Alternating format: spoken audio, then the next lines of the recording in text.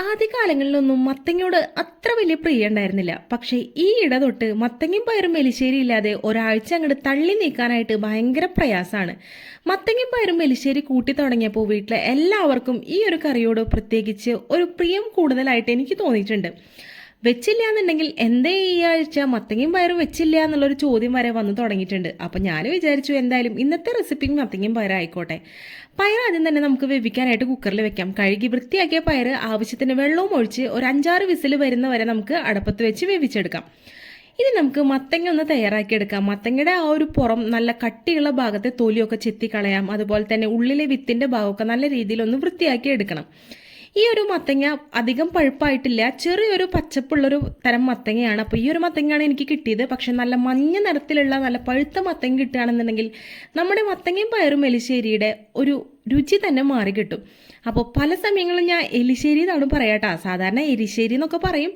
പക്ഷെ ഇങ്ങനെ എലിശ്ശേരി എലിശ്ശേരി എന്ന് പറഞ്ഞ് ആ ഒരു വാക്ക് മാത്രമേ ഇപ്പോൾ വായിൽ വരണുള്ളൂ. കഴുകി വൃത്തിയാക്കിയ മത്തങ്ങ ഇതുപോലെ ചെറിയ കഷ്ണങ്ങളാക്കിയിട്ട് അരിഞ്ഞെടുക്കുക. നമ്മൾ സാമ്പാറിനൊക്കെ കഷ്ണം നിൽക്കുന്ന അതേപോലെ തന്നെയാണ് കേട്ടോ ഞാനിവിടെ നുറുക്കിയെടുത്തിട്ടുള്ളത്. ഇനി നമുക്കിതിലേക്ക് എരിവിന് ആവശ്യമായിട്ട് ഒരു 2-3 പച്ചമുളക് ഇതുപോലെ ചെറുതാക്കി കീറിയതും കൂടി ഇട്ട് കൊടുക്കാം. കൂടാതെ നമ്മളിതിലേക്ക് മുളക് പൊടിയും ചേർത്ത് കൊടുക്കുന്നുണ്ട്. അപ്പോൾ 2-3 പച്ചമുളക് മതിയാവും കേട്ടോ. ഇപ്പോഴേക്കും നമ്മുടെ കുക്കർ നല്ല പോലെ വിസിലടിച്ച് പയറൊക്കെ അത്യാവശ്യം വെന്ത് കിട്ടിയിട്ടുണ്ട്. ഒരു 1/4 ഭാഗം വെന്ത് കിട്ടിയിട്ടുണ്ട്. ഇനി നമുക്ക് ഈ ഒരു മത്തങ്ങ കഴുകി വൃത്തിയാക്കി വെച്ചതും ഈ ഒരു മുളകും കൂടിയിട്ട് ഇതിലേക്ക് ചേർത്ത് കൊടുക്കാം. എന്നിട്ട് 1-2 വിസിൽ നമുക്ക് അടിച്ചു കൊടുക്കാം കേട്ടോ. അപ്പോഴാണ് ആ ഒരു പയറിൻ്റെയും മത്തങ്ങയുടെയും കറക്റ്റ് പാകം കിട്ടുള്ളൂ. പിന്നെ നമുക്ക് ഇതിലേക്ക് കുറച്ച് ഉപ്പും അതുപോലെ തന്നെ എരിവിന് ആവശ്യമായിട്ട് 1 ടേബിൾ സ്പൂണോളം മുളക് പൊടി, പിന്നെ നമുക്ക് ഒരു 1/4 ടീസ്പൂണോളം മഞ്ഞൾപ്പൊടി കൂടി ആഡ് ചെയ്ത് കൊടുക്കണം. അതിനുശേഷം വീണ്ടും ഇത് നമുക്ക് അടുപ്പിലേക്ക് വെച്ചിട്ട് 1-2 വിസിലടിക്കാം. ആ ഒരു സമയം കൊണ്ട് തന്നെ ഇതിലേക്ക് നമുക്കൊരു അരപ്പ് തയ്യാറാക്കണം. അതിന് വേണ്ടിയിട്ട് അരമുറി നാളികേരമാണ് ഞാനിപ്പോൾ എടുത്തിട്ടുള്ളത്. അതൊരു മിക്സിയുടെ ജാറിലേക്ക് ഇട്ട് കൊടുക്കാം. അതിനുശേഷം ഇതിലേക്ക് നമുക്ക് ഒരു 2 ചുവന്നുള്ളി തൊലിയൊക്കെ കളഞ്ഞ് വൃത്തിയായി കഴുകിയതിന് ശേഷം അതും കൂടി ചേർത്ത് കൊടുക്കണം. 2-3 ആവാട്ടോ, ഞാനിപ്പോൾ 2 എണ്ണമാണ് ചേർത്ത് കൊടുക്കുന്നത്. അതിനുശേഷം ഒരു 1/4 ടീസ്പൂണോളം നല്ല ജീരകം ചേർത്ത് കൊടുക്കുക. അരയുന്നതിനാവശ്യമായിട്ട് കുറച്ച് വെള്ളം ചേർത്ത് കൊടുക്കാം. പിന്നെ ഇത് ഒരുപാട് നന്നായിട്ട് ഫൈൻ പേസ്റ്റ് രൂപത്തിലൊന്നും അരച്ചെടുക്കേണ്ട ആവശ്യമില്ല. ചെറുതായിട്ടൊന്ന് ചതച്ചെടുക്കുക. നമ്മൾ അവിയലിനൊക്കെ ഇതുപോലെയാണ് നാളികേരം അരച്ചെടുക്കുക. അതേ രീതിയിൽ ജസ്റ്റ് ഒന്ന് ക്രഷ് ചെയ്തെടുത്താൽ മതിയാവും കേട്ടോ. 2 വിസിലടിച്ചപ്പോൾ കുക്കറിൽ നിന്ന് നമ്മൾ ഈ ഒരു മത്തങ്ങയും പയറും മറ്റൊരു പാത്രത്തിലേക്ക് മാറ്റി. അത് വീഡിയോ എടുക്കുന്ന സൗകര്യത്തിനും അതുപോലെ തന്നെ നിങ്ങൾക്ക് നല്ല രീതിയിൽ കാണിച്ചു തരുന്നതിനും വേണ്ടിയിട്ടാണ് മറ്റൊരു പാത്രത്തിലേക്ക് മാറ്റിയത്. ഇല്ലാന്നുണ്ടെങ്കിൽ നമുക്ക് കുക്കറിൽ തന്നെ ചെയ്തെടുക്കാവുന്ന കാര്യമുള്ളൂ കേട്ടോ. അതുപോലെ തന്നെ നമ്മൾ അരച്ച് വെച്ചിട്ടുള്ള ആ ഒരു നാളികേരത്തിൻ്റെ അരപ്പ് ഇതിലേക്ക് നേരെ ഒഴിച്ചു കൊടുക്കുക. ഇനി എല്ലാം കൂടി നന്നായിട്ടൊന്ന് മിക്സ് ചെയ്ത് കൊടുക്കണം. മത്തങ്ങയൊക്കെ നല്ല രീതിയിൽ ഉടച്ചെടുക്കണം കേട്ടോ. അപ്പോഴാണ് അതിൻ്റെ കറക്റ്റായിട്ട് ഒരു ടേസ്റ്റ് വരിക. എല്ലാം കൂടി ഒരു കുഴമ്പ് പരുവത്തിൽ വേണം നമുക്ക് എടുക്കാനായിട്ട്. അപ്പോൾ അതായത് ഇനി അടപ്പത്തേക്ക് വെച്ചിട്ട് നന്നായിട്ടൊന്ന് തിളപ്പിച്ചെടുക്കുക. മത്തങ്ങയ്ക്ക് പകരം നമുക്കിതിൽ കായൊക്കെ ചേർത്ത് കഴിഞ്ഞാൽ അതിനും ഒരു പ്രത്യേക രുചിയാണ് കേട്ടോ.